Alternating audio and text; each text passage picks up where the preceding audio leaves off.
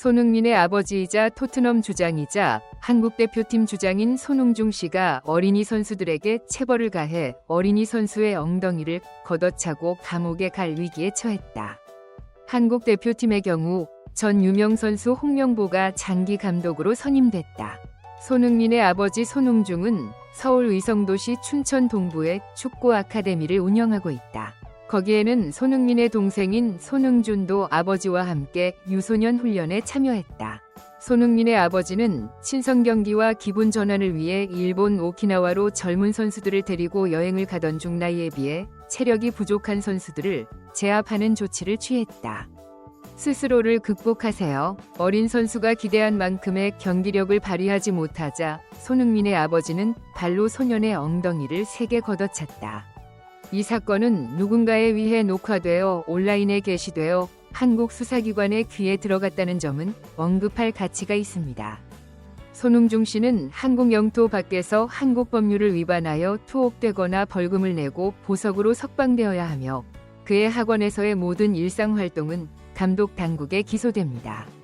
스포츠 인재를 훈련하고 코칭하는 이야기는 언제나 민감한 주제이며 항상 아동 권리, 법률, 미성년자 학대에 도전하는 경계에 있습니다. 축구뿐만 아니라 체조 같은 스포츠도 마찬가지다. 4에서 5세 정도의 어린 아이들도 이 잔인한 스포츠에 익숙해져야 합니다. 아이들의 안타까운 신음소리는 코치들이 4세나 5세 때부터 스포츠에 익숙해지기 위해 유연성과 지구력을 높이기 위해 어려운 동작을 하도록 강요했기 때문에 발생했습니다. 한국의 유럽에 뛸 만큼 강한 선수들이 많은 이유는 이러한 도전적인 훈련과 훈련 프로그램 덕분에 그들은 근력과 지구력이 탄탄한 기반을 갖추고 있기 때문이다. 잔인함을 실천하지 않으면 재능이 없습니다. 한국은 선진국의 기준을 충족시키려고 노력하고 있다. 한국은 개고기를 국민 음식으로 삼는 나라다. 그러나 사회가 문명의 문턱에 이르면 즉시 개고기를 금지하는 등 온건한 조치를 취한다. 8년 전 2016년 리우 올림픽에서도 한국 스포츠팀이 상위권 대회에 영양을 공급하기 위해 5톤의 개고기를 브라질에 가져온 사실이 외신에 보도되기도 했다.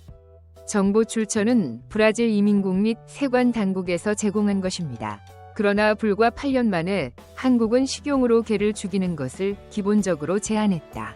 사회가 발전하면 모든 것이 제자리로 돌아가야 합니다.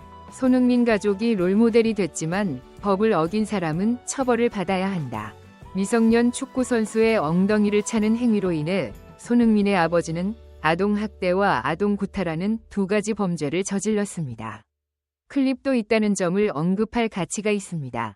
손흥중 씨의 한국법 위반 혐의는 가볍지 않지만 보석금을 내면 보석금을 내고 수사 과정에서 당국의 감독을 받을 수 있다. 슈퍼스타 손흥민의 아버지 손흥중 씨와 손흥민 축구학원 코치 2명이 아동학대 혐의로 소환돼 조사를 받았다. 연합신문은 검찰이 지난 2일 손 씨 축구 아카데미 이사장과 코치 2명을 소환 조사했다고 보도했다. 두 코치 중 한 명은 손흥민의 형인 손흥윤이다. 손흥민의 아버지는 모욕죄로 기소됐고 코치 2명은 학생들을 구타한 혐의로 기소됐다. 조사는 서울에서 북동쪽으로 75km 떨어진 강원도 춘천에서 이뤄졌다. 손축구 학원이 있는 곳이다. 소식통에 따르면 지난 3월 일본 오키나와에서 훈련을 다녀온 뒤 아이의 허벅지에 멍이 생긴 것을 발견한 어린 연습생의 부모가 고소장을 제출한 것으로 전해졌다. 이 부모는 3월 9일 코치가 코너 플래그를 사용하여 아들의 허벅지를 쳤고 상처가 치유되는데 2주가 걸렸다고 말했습니다. 그 학생은 코치가 자신과 팀원들이 경기에서 패한 후 20초 이내에 골대에서 미드필더로 달려가도록 강요했다고 경찰에 말했습니다. 정해진 시간 내에 끝내지 못하면 팔굽혀펴기 벌칙을 받고 엉덩이를 때리기도 했다. 그 학생은 연습 중에 실수를 해서 손 선생님으로부터 모욕을 당했다고 말했습니다. 두 번째 코치는 기숙사에서 학생의 신체 다른 부위를 때린 혐의로 기소됐다. 이 학생의 아버지는 연합뉴스에 아들이 학대를 당했을 때 매우 실망했다고 말했다. 이 씨는 내 아들이 얼마나 겁을 먹었을지 생각하니 너무 화가 났다며 같은 일이 다시 발생하지 않기를 바라서 경찰에 신고하기로 했다고 말했다. 강원지방경찰청은 지난 4월 사건을 검찰에 송치했고 어제 검찰은 손 씨와 코치 2명을 소환했다. 이러한 의혹은 지난 6월 26일 손흥민의 아버지가 서울에서 열린 서적 사인회에 참석했을 때 드러났다.